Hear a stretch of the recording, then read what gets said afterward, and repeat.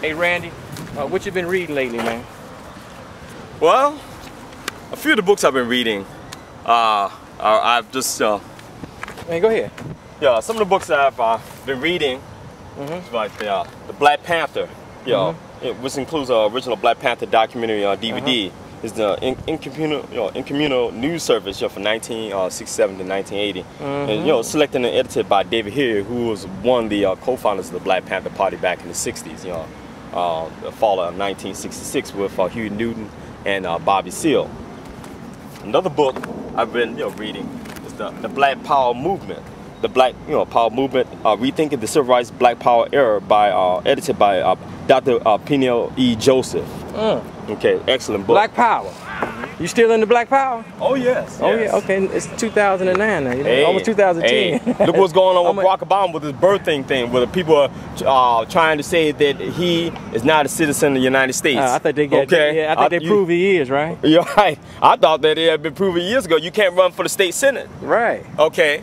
Right. Without being a U.S. senator. I mean, he was state senator, he was U.S. senator, he can't run for the U.S. Senate. They think he went to school at the madrasa. He's a Muslim. They still believe that. That it's all about the demonization of African people. It has nothing to do with whether they have a legitimate argument. Let's show the people we in Washington Park. We're in Washington Park, only about a stone's throw from about a mile, less than a mile from Brock's house right now, right? Right. He is over on somewhere near Cottage Grove, wherever. We right near Cottage, okay? Right, right.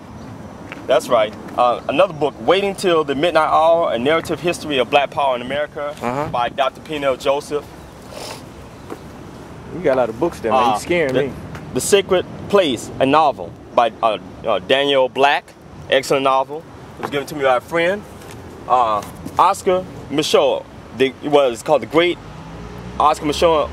and Only Oscar Michaud. I'm sorry. The Life of America's First Black Filmmaker by Patrick McGilligan. Excellent book about Oscar Michaud, one of the first black movie directors and producers, during the 20th century. Way back in the day. Yes. Way back in the day. So those are some of the things I've been reading, along with Octavia Butler's novel. Octavia Butler, who died a number of years ago. Clay's Ark, by Sister Octavia Butler, a African-American novelist, very well-known novelist, feminist, very sharp woman, womanist, excellent writer. Have won numerous awards for her writings. Yeah.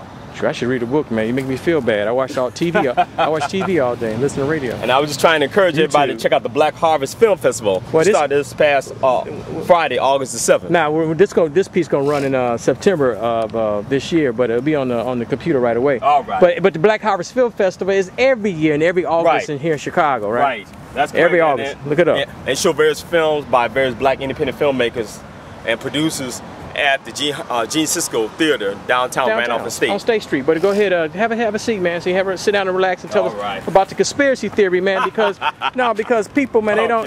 No, because people don't believe. Because remember, this is an international audience, and people don't believe in the conspiracies, man. You believe in the conspiracies, right? Sure. So let's start the basic.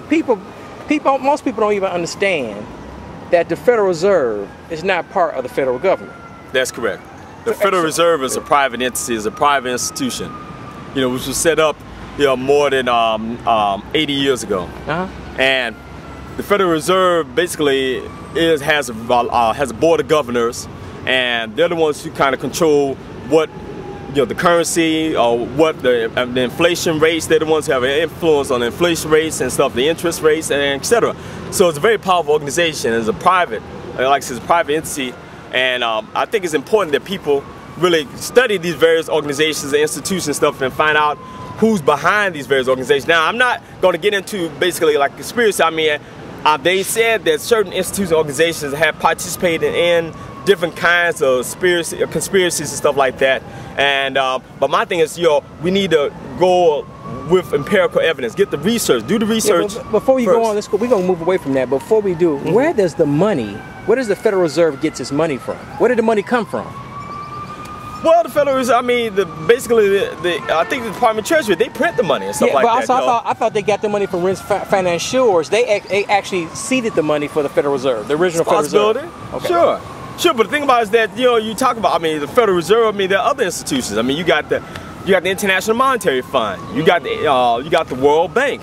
These are all powerful organizations. These organizations were set up at the Bretton Woods Conference. The Bretton Woods. Bretton Woods. Wow. Bretton Woods Conference. Wow. You know, so these organizations, you know, I mean, they have a certain purpose in mind. Just like these people who formed these organizations, created these organizations, had a purpose in mind to help maintain global control, global domination. You got the World Bank and the International Monetary Fund. What they've done, they have come up with different austerity programs. They have imposed their programs, like the IMF had their structural adjustment programs. So they, what they do, they force other nation states, other countries in the so-called third world to devalue their currency, to sell off their roads and bridges, etc. All the just infrastructure in order to receive these funds and stuff. And then the interest that they tack on is just unbelievable. So you never can get out of debt. So it's basically, this is all part of globalization. So a lot of countries, including the United States, can never get out of debt. Well, but the thing about it, they can't get out of debt. The problem is that there's certain international bankers and groups and stuff like that that benefit from it. See, they can't make any money if you pay these people off. Okay. So it's all about keeping you in debt, so they get they can charge exorbitant interest and stuff. And then it makes them rich. They get rich off interest. Okay, just like a lot of these institutions, banks and I'm including just utility companies, etc. They get rich off of interest. Okay, they don't want you to pay your bills on time. Many of these institutions, and they take that money and invest it in different things, because they got stockholders, they got bondholders, you got different people who take the money in and stuff like that and invest in different things. Well, so let's go into this recession. And do you think this recession was planned, or it just happened by happenstance? No, I think that much of it was planned. I think that George W. Bush and Dick Cheney, along with Ronald Reagan, along with Bill Clinton, and Al Gore, were all part of this mess, going back for a number of years and stuff. Much of this stuff they have failed to take care of because many of them were instructed not to try to correct much of the stuff, try to reduce much of the debt and stuff like that. And they also went along with NAFTA, North American Free Trade Agreement, and GATT, General Agreement on Trades and Tariffs, that moved many businesses overseas and stuff like that. So there was a shift. See, PLC, understand that over 35 years ago there was a shift in the economy. It went from a industrial-based economy to a service-oriented economy within 35 for less than 40 years. And the people who were responsible, who predicted this were people like Dr. Alvin Toffler, people like Alvin Toffler and Heidi Toffler. These are futurists. Futurists, like you read the book, right? Future Shock, The Third Wave, the Echospasm Report, Power Shift. These are the kind of books that they come out. Then you have people like John Naisbitt, who wrote the book Megatrends. Megatrends 2000. They basically analyze books and magazines and journals, etc., all kinds of reading material and periodicals for content. And then what they do, they make certain prognosis, certain forecasts based upon information that they've researched, that they glean from all these different sources, and including by listening to the radio, watching various television programs, and etc. So let's talk to our conservative viewers. Okay. And there's a few of them out there somewhere in cyberspace.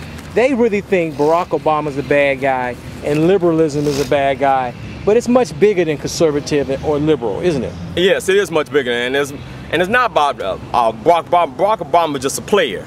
If you read, go to the various websites, counterpunchnewsletter.com, blackworldtoday.com, blackcommentator.com, blackagendareport.com, and yourblackworld.com, you'll see that basically is that there's, Barack is a part of these different organizations and institutions. The thing about it is that what scares a lot of these people is that his whole campaign, about change. See, there are people who don't want to change and stuff like that. See, even though, listen, for instance, much of the things that he talked about, during this campaign, it basically, much of the stuff hasn't changed at all. It's just everything has remained the same, because you also have different structural forces and stuff, institutional forces that making it difficult for him, if he was a person who was really a person, real radical revolutionary, who serious about serious change. His thing is that he wants to reform stuff. He is not really a person who is really trying to make some really serious changes, because